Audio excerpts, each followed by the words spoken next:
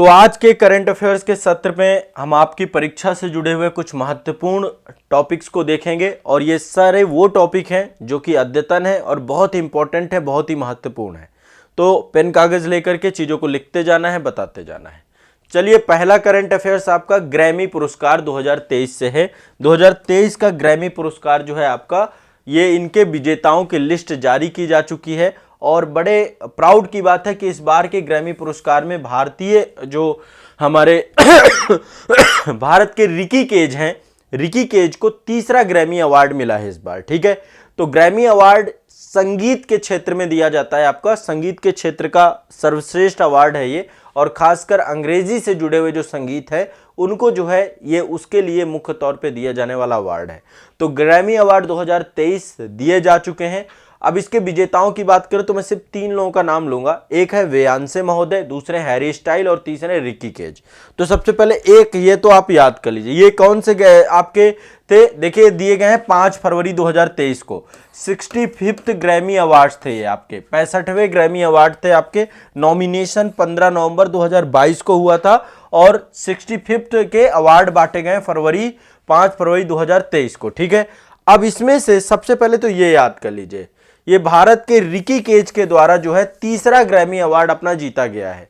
Ricky cage ने अपना तीसरा ग्रैमी अवार्ड जीता है। किसने? रिकी केज ने। ठीक है, ध्यान रखिएगा, रिकी केज ने पहले 2015 में इससे पहले जीता था, अभी 2022 का जो मिला है इनको, तो 2022 का भी ग्रैमी अवार्ड इनको प्राप्त हुआ है। तो इन्होंने तीसरा, रिकी केज ये भारत के हैं, ठीक है, और इन्होंने जो है बहुत ही महत्वपूर्ण, ये जो है भारत के तीसरा ग्रैमी अवार्ड इन्होंने अपने नाम किया है। ठीक है, तो ये आपको ध्यान रखना है। किसने? रिकी केज ने।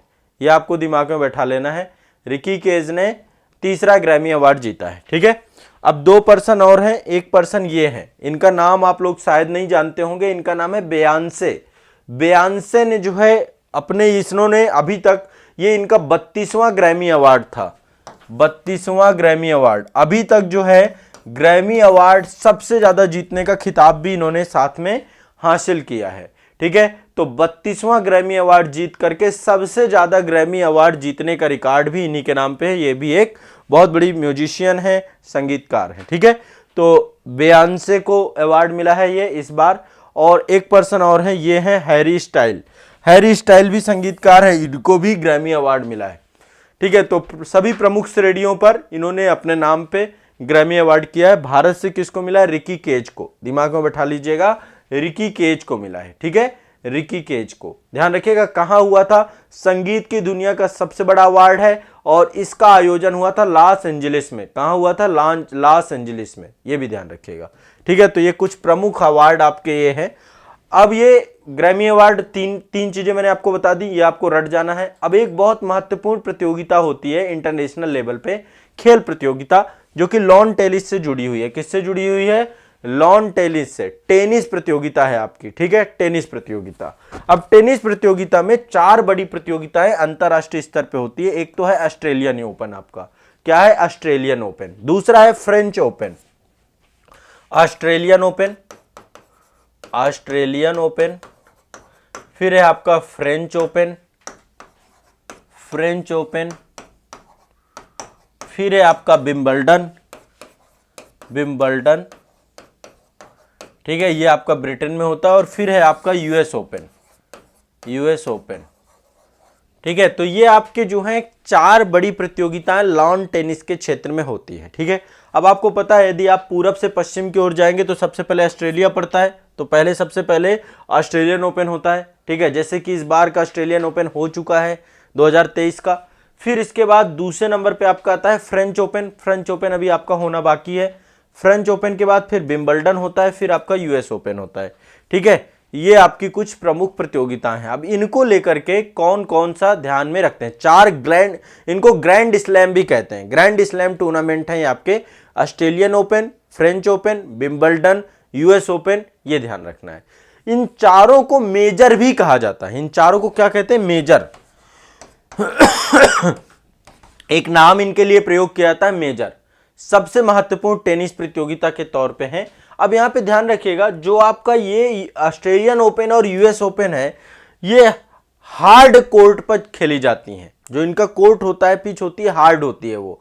जबकि फ्रेंच ओपन मिट्टी में खेली जाती है आपकी, मिट्टी में फ्रेंच ओपन जो इसका कोर्ट होता है वो मिट्टी का होता है, और विंबलडन जो होता है वो घास का होता है, घास पर खेला जाता है। तो जो आपका ऑस्ट्रेलियन ओपन और यूएस ओपन है, इनका जो ग्राउंड होता है वो हार्ड होता है, ठीक है, सीमेंटेड होता है पूरी तरीके से, और ये आपका मिट्टी का होता है फ्रेंच ओपन में, और जो आपका ये विंबलडन है घास में खेला जाता है, ठीक है। तो कुछ प्रमुख प्रतियोगिताओं के बारे में बताएंगे कि कौन किस बार का जीता। 2023 में अभी ऑस्ट्रेलियन ओपन हो चुका है, 2023 का ऑस्ट्रेलियन ओपन किसने जीता, और किसने जो है फ्रेंच ओपन जीता, किसने विंबलडन जीता, किसने, कुछ नाम, कुछ खिलाड़ी फिक्स हैं, ठीक है। वही खिलाड़ी जो है आपके ऑस्ट्रेलियन ओपन जीतते हैं, वही आपके फ्रेंच ओपन जीतते हैं, वही आपके विंबलडन जीतते हैं, वही आपके, तो फिक्स हैं। तो यहाँ पे मैं दो आपको चीजें बताऊंगा, एक तो पुरुष एकल किसने जीता, महिला एकल किसने जीता। वैसे इसमें 5 कैटेगरी होती हैं, एक उसमें पुरुष एकल, महिला एकल, पुरुष युगल, महिला युगल और मिश्रित युगल। लेकिन जो ज्यादातर क्वेश्चन पूछे जाते हैं मैं वहीं पे बताऊंगा, नहीं तो फिर भटक जाओगे, ठीक है। पुरुष एकल किसने जीता और महिला एकल किसने जीता, बस इतना याद कर लेना, ठीक है। इतना ही मैं आपको याद करा रहा हूं। तो ये तो देखो क्रम से होती हैं आपकी, और ये क्रम आपको याद हो जाएगा। पहले ऑस्ट्रेलिया पड़ता है, फिर फ्रांस पड़ता है, फिर ब्रिटेन पड़ता है, फिर अमेरिका पड़ता है, पूरब से पश्चिम पे। तो ये उसी क्रम पे पूरी की पूरी प्रतियोगिताएं होती हैं। ये सबसे पहले देखिए, चलते हैं हम, ये है आपका ऑस्ट्रेलियन ओपन। आप देखिए ये हार्ड कोर्ट है ना आपका, पूरी तरीके से सीमेंटेड कोर्ट आपका बनाया गया है। देखिए आप कितनी भीड़ बैठती है, पूरा बहुत क्रेज है। जैसे इंटरनेशनल लेवल पे आप देखते हैं ना, फुटबॉल का क्रेज है। आप लोगों को, हम लोग को भारत में रह रहे हैं तो हमको सिर्फ क्रिकेट का ही क्रेज दिखता है कि आईपीएल चल रहा है, ये चल रहा है, वो चल रहा है। जबकि इंटरनेशनल लेवल पे देखेंगे लॉन टेनिस का भी वही क्रेज है। लॉन टेनिस हो गया, फीफा फुटबॉल हो गया, इन सब का बड़ा क्रेज है। तो इसमें नाम इसमें है नोवाक जोकोविच के द्वारा इस बार का पुरुष एकल जीता गया। यह है ऑस्ट्रेलियन ओपन। आप लोग एक बार लिख लीजिएगा, ऑस्ट्रेलियन ओपन, ठीक है। टेनिस प्रतियोगिता है आपकी ये, और इसमें पुरुष एकल जो है आपका किसने जीता पुरुष एकल का मतलब सिंगल सिंगल पुरुष खेल रहे हैं। नोवाक जोकोविच कहां से है, सर्बिया से, ठीक है, सर्बिया से नोवाक जोकोविच, बड़े महान खिलाड़ी हैं ये, सर्बिया के महान जोकोविच, नोवाक जोकोविच, नोवाक जोकोविच नाम लिख लीजिए, नोवाक जोकोविच, इनके द्वारा जीता गया, ठीक है। और महिला एकल किसके द्वारा जीता गया, एरिना सबलेंका के द्वारा, एरिना सबलेंका, इनके द्वारा जीता गया। ये कहां से जुड़ी हुई है, बेलारूस से। एरिना सबलेंका बेलारूस से हैं, इन्होंने महिला एकल जीता। तो ये दो बस चीजें याद कर लो, ऑस्ट्रेलियन ओपन में पुरुष एकल आपके नोवाक जोकोविच और महिला एकल आपका एरिना सबलेंका, ठीक है।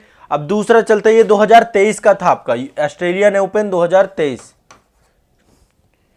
ठीक है। ये ऑस्ट्रेलियन ओपन ही है, आप देख सकते हैं इसका स्टेडियम। इसके बाद ये आप देखिए, मैंने फ्रेंच ओपन के बताया था, फ्रेंच ओपन मिट्टी पर खेला जाता है। किस पे खेला जाता है, मिट्टी पर। आप देख रहे होंगे इसका कोर्ट आपका मिट्टी का कोर्ट है पूरा का पूरा फ्रेंच ओपन का। तो फ्रेंच ओपन में इस बार जीतने वाले पर्सन है राफेल नडाल। आमतौर पे फ्रेंच ओपन यही जीतते हैं, राफेल नडाल, राफेल नडाल, ठीक है। ये कहां से हैं, स्पेन से हैं। राफेल नडाल ने फ्रेंच ओपन जीता आपका, ठीक है।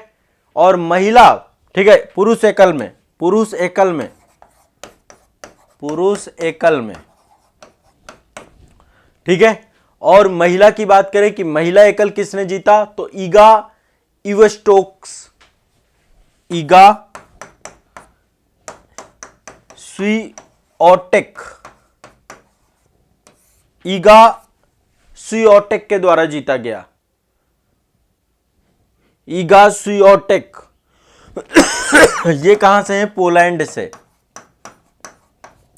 ईगा स्वीओटेक के द्वारा आपका महिला एकल जीता गया और पुरुष एकल आपका राफेल नडाल ने जीता। ये आपको ध्यान रखना है। ये 2022 का है, अभी 23 वाला अभी नहीं हुआ है, जब होगा तो मैं बता दूंगा। 2022 का है आपका फ्रेंच ओपन, ठीक है। तो फ्रेंच ओपन आपका हो गया। इसके बाद विंबलडन, विंबलडन आपका जो ब्रिटेन में होता है, ठीक है। ये आपका देखिए, ये घास के मैदान में होता है आपका, किस में होता है, घास के मैदान में विंबलडन। तो विंबलडन जो है आपका, ये भी नोवाक जोकोविच के द्वारा, विंबलडन 2022 का है, ये 2022 का। विंबलडन 2022, इसको भी जीता किसने? नोवाक जोकोविच। यूएस ऑस्ट्रेलियन ओपन 2023 में उन्होंने जीता था, और विंबलडन भी इन्होंने ही जीता 2022 का, नोवाक जोकोविच। ठीक है, नोवाक जोकोविच के द्वारा पुरुष एकल जीता गया, पुरुष में। ठीक है, पुरुष में नोवाक जोकोविच। और दूसरा महिला एकल जीता इस किसने?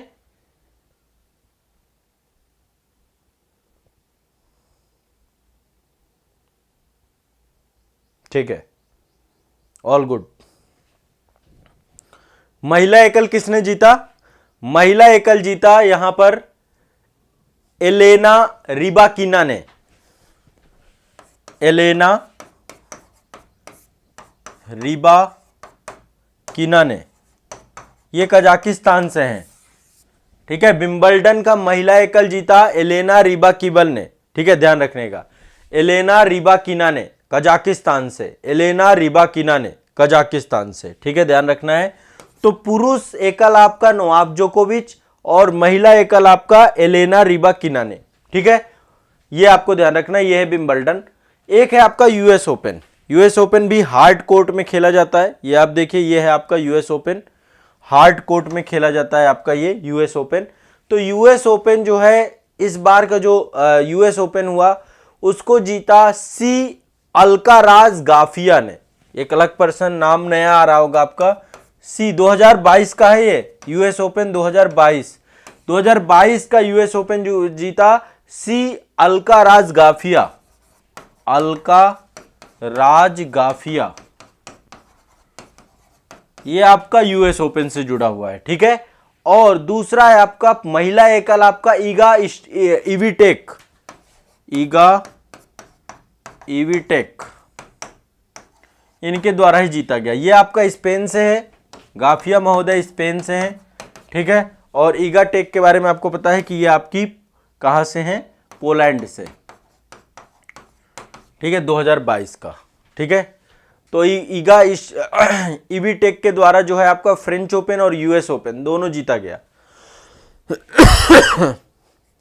ठीक है, तो ये आपके 4 प्रमुख जो है आपके टेनिस प्रतियोगिताएं हैं। ऑस्ट्रेलियन ओपन, फिर फ्रेंच ओपन, विंबलडन और फिर यूएस ओपन। इन चारों के बारे में आपको पता होना चाहिए। क्वेश्चन का कोई भरोसा नहीं, कहीं से भी पूछ लेता है, जानकारी होनी चाहिए अपने को। ठीक है, होनी चाहिए, नहीं होनी चाहिए? होनी चाहिए, तो होनी चाहिए तो है, रखते। ठीक है, चलो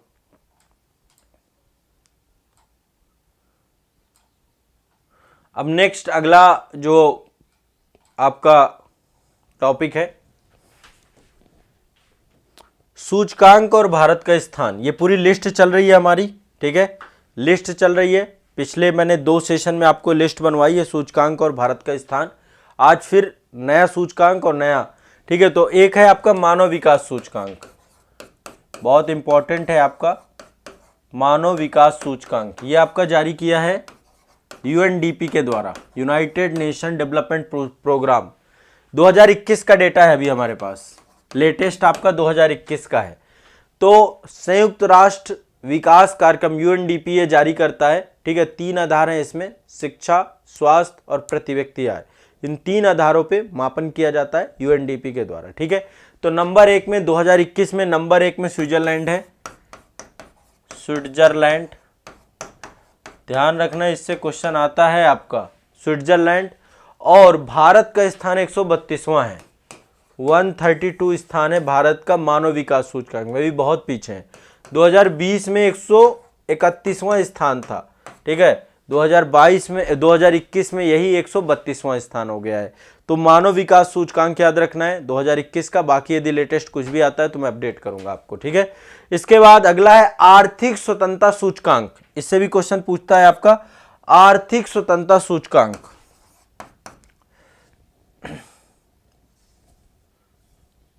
यहां पे ले लेते हैं, आर्थिक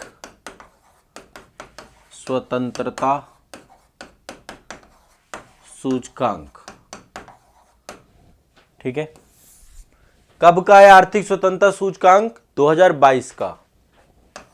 2022 का आर्थिक स्वतंत्रता सूचकांक 2022 किसके द्वारा जारी किया जाता है? अमेरिकी थिंक टैंक है आपका हेरिटेज फाउंडेशन।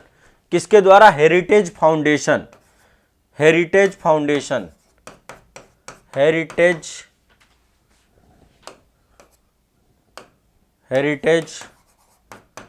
फाउंडेशन, इसके द्वारा जारी किया जाता है आपका आर्थिक स्वतंत्रता सूचकांक 2022। अब इसमें नंबर 1 पुरुष जो आपका मिला है वो है सिंगापुर को, भारत का 131वां स्थान है। नंबर 1 में सिंगापुर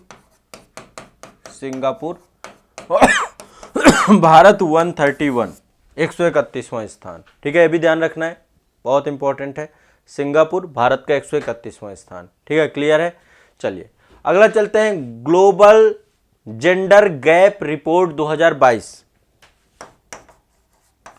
ग्लोबल जेंडर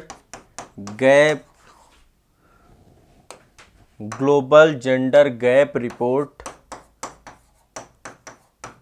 2022। ये भी इंपॉर्टेंट रिपोर्ट है आपकी, हर बार आती है। तो ग्लोबल जेंडर गैप रिपोर्ट 2022 में ये किसके द्वारा जारी किया जाता है? सबसे पहले विश्व आर्थिक मंच के द्वारा। विश्व आर्थिक मंच इंपॉर्टेंट संस्था है ये, और इसके तहत नंबर 1 आपका है आइसलैंड। भारत का स्थान बहुत ही बुरा हाल है, 135वां स्थान। कई बार तो भरोसा नहीं होता कि इन रिपोर्टों में आइसलैंड, क्योंकि जो ये बात करते हैं भारत के लिए उतनी बुरी स्थिति लगती नहीं हमें। फिर इसके बाद है भारत, 135वां स्थान पे हमारा देश है भारत। ठीक है, ध्यान रखना है। क्लियर है, 2022 का एक सूचकांक ये हो गया। इसके बाद है global liability index 2022। Global liability index 2022। Global liability index 2022 ये आपका इकोनॉमिस्ट इंटेलिजेंस यूनिट के द्वारा जारी किया जाता है। इसमें नंबर 1 में वियना है, नंबर 1 में वियना है। और यदि हम भारत की बात करें तो भारत में, मतलब ये आपका जो है ग्लोबल लाइबिलिटी इंडेक्स में विश्व के जो बहुत शहर हैं, शहरों की राजधानियों को लेकर के है, तो वियना को नंबर 1 दिया गया है स्थान। ऑस्ट्रिया की राजधानी है ये, ऑस्ट्रिया की राजधानी है। और दिल्ली है हमारे यहाँ पे, दिल्ली का 112वें नंबर पे है दिल्ली। तो ये राजधानी, विश्व की जो राजधानियां हैं देशों की, उनमें लाइबिलिटी इंडेक्स के तौर पे आपका ये जारी किया जाता है इकोनॉमिस्ट इंटेलिजेंस यूनिट के द्वारा। ठीक है, इसके बाद अगला इंडेक्स है आपका aspect insider ranking 2022। Expect insider ranking 2022। ठीक है, एक्सपेक्ट इनसाइडर रैंकिंग 2022 के तहत जो है ये आपको, इसमें नंबर 1 में मैक्सिको है, नंबर 1 में मैक्सिको है। और भारत की बात करें तो भारत का इसमें जो है 36वां स्थान है भारत। ठीक है, मैक्सिको और 36वें स्थान पे भारत है, ये दिमाग में बैठाना है आपको। Expect insider ranking 2022, expect insider ranking 2022, Mexico और 36वें नंबर पे Bharat. Global liability index 2022 number 1 में वियना, 112वें नंबर पे Delhi. Global gender gap report number 1 ये विश्व आर्थिक मंच के द्वारा, नंबर 1 पे आइसलैंड, भारत का 135वां स्थान। आर्थिक स्वतंत्रता सूचकांक 2022 नंबर 1 पे सिंगापुर और 131वें नंबर पे आपका, ठीक है, ध्यान रखना है, भारत। और मानव विकास सूचकांक इसके पहले था, तो मानव विकास सूचकांक में 2022 में भारत की जो रिपोर्ट है वो आपका 132वें स्थान पे, नंबर 1 पे स्विट्जरलैंड है। 2021 का है ये आपका मानव विकास सूचकांक। क्लियर है, तो ये कुछ प्रमुख सूचकांक है, सूचकांकों की लिस्ट में ऐड कर लीजिएगा। बाकी जो इंपॉर्टेंट सूचकांक मुझे लगेंगे वो मैं करवा दूंगा। ठीक है, क्लियर है, स्पष्ट है। तो आज के लिए इतना ही रखते हैं, आज के लिए इतना ही रखते हैं। या अभी एक मिनट, एक कोविड-19 को लेकर के भी कर लेते हैं, थोड़ा सा कोरोना को लेकर के भी कुछ करंट कर लेते हैं। कोरोना में देखो काफी सारा करंट मैंने आपको बता दिया था। कोरोना में काफी सारा करंट आपको बता दिया था। अब कुछ आगे और बढ़ते हैं, ठीक है। तो सबसे पहला है कोविड-19 से मुक्त होने वाला पहला यूरोपीय देश, यूरोप की बात कर रहे हैं यहाँ पे। तो यूरोपीय देश पहला कौन सा है जो कि कोविड-19 से मुक्त हुआ था? यह था स्लोवेनिया, स्लोवेनिया, ठीक है। कोरोना वाली कोविड वाली लिस्ट निकाल लो, इसको भी कंप्लीट कर लेते हैं, थोड़ा सा डिस्कस कर लेते हैं। अब देखिए, जब टीका बनाने की बात हुई तो बहुत सारे देशों ने दावा किया कि सबसे हमने पहले टीका बनाया। देखा जाए तो सबसे पहला टीका स्वामी रामदेव जी ने बना लिया था। टीका नहीं था, वो कोरोनिल दवा थी। बाद में फिर उन्होंने स्वीकार नहीं किया कि ये कोरोना की दवा, उन्होंने कहा तो इम्यूनिटी बूस्टर है आपका। तो कोरोना का टीका विकसित करने का दावा करने वाला पहला देश कौन सा है? रूस। रूस ने जो है स्पुतनिक बनाया है आपका। तो रूस पहला देश है जिसने कहा कि हमने कोविड का टीका बना लिया है, ठीक है। और एक चीज और यहां पे ध्यान रखिएगा, जानवरों के लिए भी कोरोना का पहला टीका बनाने वाला देश आपका रूस बना है। तो रूस सबसे पहला कोरोना का टीका बनाने वाला देश, और जानवरों के लिए सबसे पहला कोरोना का टीका बनाने वाला देश रूस बना है, ठीक है। अब आपको पता है कि जब देश में दूसरी लहर आई थी कोविड की, तो ऑक्सीजन की बहुत सारी प्रॉब्लम्स हो गई थी, बहुत बुरी स्थिति हो गई थी। तो भारत सरकार के द्वारा ऑक्सीजन एक्सप्रेस चलाई गई थी, ट्रेनें चलाई गई थी बहुत सारी, जिसमें ऑक्सीजन को क्या है, एक स्टेट से दूसरे स्टेट तक पहुंचाया जा रहा था। तो ऑक्सीजन एक्सप्रेस भारत सरकार के द्वारा चलाई गई थी। तो पहली ऑक्सीजन एक्सप्रेस आपकी विशाखापत्तनम से नागपुर चलाई गई थी, पहली ऑक्सीजन एक्सप्रेस, ऑक्सीजन एक्सप्रेस। देखिए मैं यहां पे एक चीज बता दूं, पिछले तीसरा दिन है आपका कोविड का। पिछले 2 दिनों से कोविड को लेकर काफी सारे फैक्ट आपको बता रहा हूं, मैं तथ्य बता रहा हूं। तो जो लोग बच्चे नए हैं वो पिछले 2-3 सेशन जरूर देखें। उसमें क्या है, सूचकांक की लिस्ट भी आपकी चल रही है, ये कोविड की लिस्ट भी चल रही है। तो कोविड की लिस्ट है, आगे बढ़ के चल रही है, ठीक है। तो विशाखापत्तनम से लेकर के नागपुर तक पहली ऑक्सीजन एक्सप्रेस चलाई गई थी भारत सरकार के द्वारा, रेल मंत्रालय के द्वारा। दूसरी ऑक्सीजन एक्सप्रेस जो चलाई गई है बोकारो से लखनऊ चलाई गई है, ठीक है। पहली आपकी विशाखापत्तनम से नागपुर और दूसरी आपकी चलाई गई बोकारो से लखनऊ। ध्यान रखें, बोकारो से लखनऊ, बोकारो से लखनऊ। भारत में टीकाकरण अभियान कब से चालू किया गया था? कोविड का टीकाकरण कब से चालू किया गया था? तो ये डेट भी याद कर लीजिएगा, 16 जनवरी 2021 में कोविड शील्ड और कोवैक्सीन 2 आपके प्रमुख टीके हैं जो कि भारत के द्वारा डेवलप किए गए। बाकी अभी बहुत सारे बाद में डिस्कस करेंगे। कोविड-19 के टीकाकरण का अभियान भारत में चालू हुआ 16 जनवरी 2021 से, और टीका उत्सव भी मनाया जाता है जिसमें से बड़े स्तर पर टीका लगाया जाता है, टीका उत्सव। और टीका उत्सव के तहत 11 अप्रैल से लेकर के 14 अप्रैल तक आपका टीका उत्सव मनाया जाता है, जिसमें से बड़े स्तर पे कोविड का टीकाकरण किया जाता है, ठीक है। एक प्लेटफॉर्म बनाया गया है और एक एप्लीकेशन भी भारत सरकार के द्वारा जारी किया गया है जिसका नाम है कोविन। कोविन एक पहला प्लेटफॉर्म बनाया गया है जिसमें रजिस्ट्रेशन करके टीकाकरण करवाया जा सकता था। तो टीकाकरण के पहले रजिस्ट्रेशन के लिए डिजिटल प्लेटफॉर्म बनाया गया कोविन, और इसी के साथ एक ऐप जोड़ दिया गया आरोग्य सेतु। आरोग्य सेतु आप सभी लोग परिचित होंगे इनसे। तो कोविन की साइट में जाकर के आप क्या कर सकते थे, रजिस्ट्रेशन करवा सकते थे, और आपको एक स्लॉट बुक हो जाता था, और उसी स्लॉट पे आपको क्या होता था, रजिस्ट्रेशन में उसी स्लॉट में आपका जो है आप टीकाकरण आपको मिल जाता था। आरोग्य सेतु एप्लीकेशन है जिसके माध्यम से भी कोविड के टीकाकरण को लेकर काम किया जाता है। इसके बाद इसरो भारत सरकार का संस्था, इसके द्वारा एक वेंटिलेटर बनाया गया था, और वेंटिलेटर जो इसने पहला बनाया कोविड को लेकर के, इसने 3 वेंटिलेटर बनाए हैं।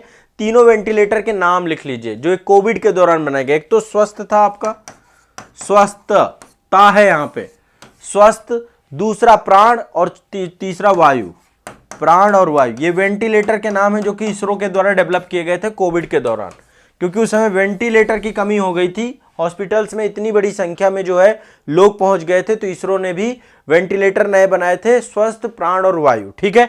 तो ये आपको ध्यान रखना है। कोविड को लेकर आज के सेशन की कुछ प्रमुख ये डिटेल्स हैं। तो देखो मैं आपको थोड़ा थोड़ा दे रहा हूं, ये टॉपिक्स एक साथ पढ़ा दूंगा फिर आपको समझ में नहीं आएगा। आपको थोड़ा थोड़ा पढ़ना है ताकि आपको चीजें क्लियर हो जाएं। कोविड-19 से मुक्त होने वाला यूरोप का पहला देश कौन सा है? स्लोवेनिया। विश्व का पहला देश न्यूजीलैंड था। न्यूजीलैंड पहला देश था जिसने घोषित किया कि हम अब कोविड फ्री हो गए हैं, ठीक है। लेकिन यूरोप का पहला देश था स्लोवेनिया, मैंने लिखवाया आपको। सबसे पहले टीका का दावा करने वाला, टीका विकसित करने का दावा करने वाला देश कौन था? रूस। जानवरों के लिए टीका बनाने वाला देश कौन था? रूस। इसके बाद पहली ऑक्सीजन एक्सप्रेस चलाई गई विशाखापट्टनम से नागपुर। दूसरी ऑक्सीजन एक्सप्रेस चलाई गई आपकी बोकारो से लखनऊ। भारत में टीकाकरण अभियान चालू किया गया कब? 16 जनवरी 2021 को। टीकाकरण अभियान के बाद टीका उत्सव 11 से 14 अप्रैल 2021 से स्टार्ट हुआ था आपका टीका उत्सव। फिर एक रजिस्ट्रेशन के लिए प्लेटफॉर्म बनाया गया जिसका नाम था कोविन। कोविन के साथ आरोग्य सेतु ऐप डाउन आपका विकसित किया गया था। इसरो के द्वारा जो है एक वेंटिलेटर बनाया गया, स्वस्थ प्राण और वायु, ठीक है। तो ये आपका जो है कोविड को लेकर के एक विशेष डिटेल थी। आज के सेशन के लिए इतना ही रखेंगे, बाकी कल के सेशन में रखेंगे। तो देखो आज के सेशन में क्या क्या पढ़ लिया आपने। एक तो ये टेनिस की प्रतियोगिताएं बहुत इंपॉर्टेंट है। ग्रैमी पुरस्कार सबसे पहले मैंने आपको बताया, ठीक है। ग्रैमी पुरस्कार के बाद ये टेनिस में आपने French open, US open, Australian open, Wimbledon, ये सब के बारे में देख लिया। इसके बाद आपको मैंने कुछ सूचकांक बताए और इसके बाद मैंने आपको कोविड से जुड़ी हुई अपडेट बताई, ठीक है। तो ये आज के सेशन के लिए है। आप लोग ने नोट्स बनाए होंगे, पुराना जितना भी है उसको रिवाइज करिए। जितना पुराना पढ़ा दिया सबका रिवीजन करिए। जो नए बच्चे हैं आप लोग भी रिवीजन करो खूब मन लगा के। रिवीजन मस्ट है बच्चों, रिवीजन जरूर करना है आप सभी को, ठीक है। रिवीजन बहुत ज़रूरी है, बिना रिवीजन के बात नहीं बनेगी। जितना नया पढ़ाया जा रहा है उसको रिवाइज करिए, ठीक है। रिवीजन बहुत ज़रूरी है, ध्यान रखना इस बात का, ठीक है। चलिए।